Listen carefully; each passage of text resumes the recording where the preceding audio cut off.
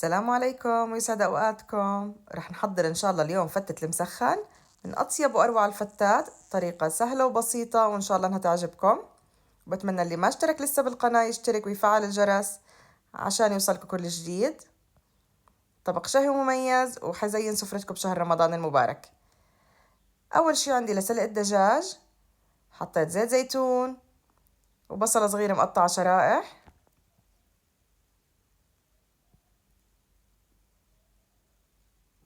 ضفت هيل ورق غار،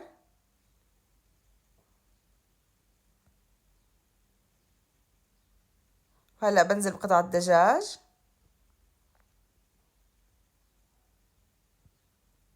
بعد ما ياخدوا لون من أول جهة بقلبهم على الجهة التانية وبنزل بالبهارات، فلفل أسود، قرفة، 7 بهارات. إن شاء الله حكتب لكم المكونات بصندوق الوصف مثل ما تعودنا.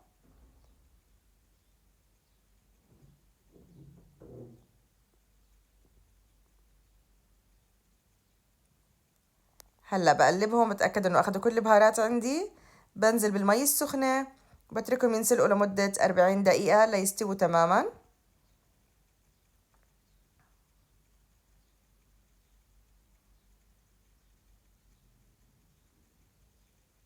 وهلا كمية البصل تقريبا 3 حبات بصل حجم وسط بقطعهم شرائح. بإمكانكم تقطعوهم صغير إذا حابين. هلا بنزل بمعلقة صغيرة من الفلفل الأسود وبفركهم كتير منيح، تعطيني نتيجة أطيب وأفضل. بنزل مقدار زيت الزيتون وبدبلهم على النار. طبعا أنا بدي أدبلهم، ما بدي أحرقهم مثل بصل المجدرة أو الكشري. طبعا بنزل بملح عشان يتدبلوا عندي أسرع. هلا بعد ما تدبلوا عندي البصل بنزل بكمية السماق، وكل ما كان نوعية السماق أفضل طبعا بيعطيني نتيجة أطيب، يفضل البلدي. وهيك بعد ما تدبلوا تماما صاروا جاهزين والدجاج عندي استوى، شلته من العظم وبرجع بضيفه على البصل عندي.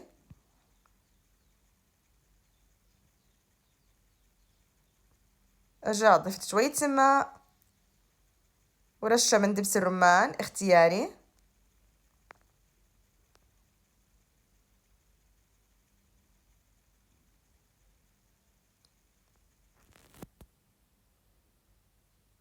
وهيك صارت عندي جاهزة. هلأ بطبق اللبن. عندي بضيف على كيلو من اللبن الطحينية، الملح، الليمون،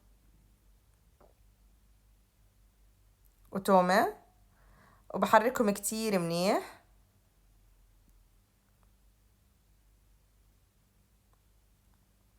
وهيك صارت خلطة اللبن عندي جاهزة. هلأ للخبز أنا استخدمت الخبز اللبناني، بإمكانكم تستخدموا خبز التورتيلا إذا بتحبوه. بقطعه وبرش عليه زيت زيتون وسماق وبحمصه بالفرن أو على الإير فراير. وإذا حابين تقلوا ما في مشكلة، بس طبعا التحميص بيكون أخف.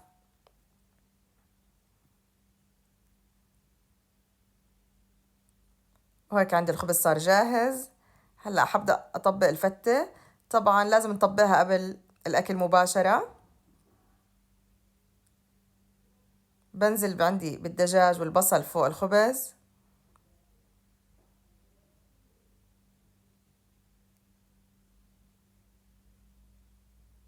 بوزعه منيح. إذا في قطعة كبيرة برجع بفتتها بإيدي.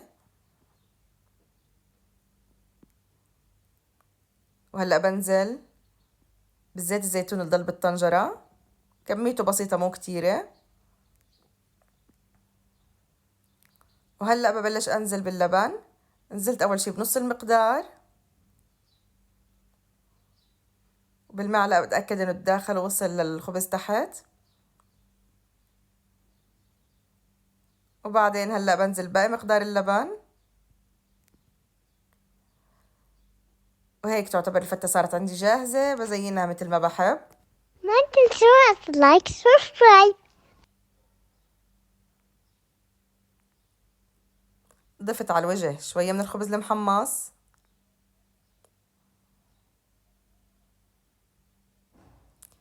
حطيت شوية من البقدونس،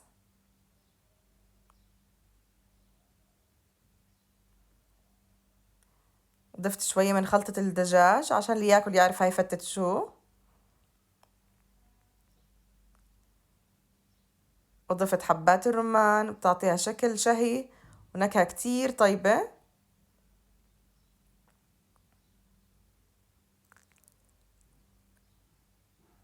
بتضيفوا هلا المكسرات اللي بتحبوها.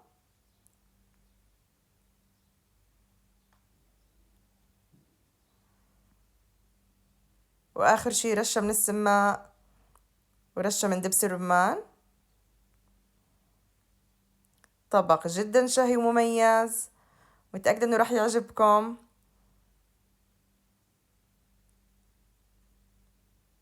بتمنى منكم تجربوه وتخبروني رأيكم. صحتين وألف عافية، مع السلامة. ما تنسوا لايك سبسكرايب.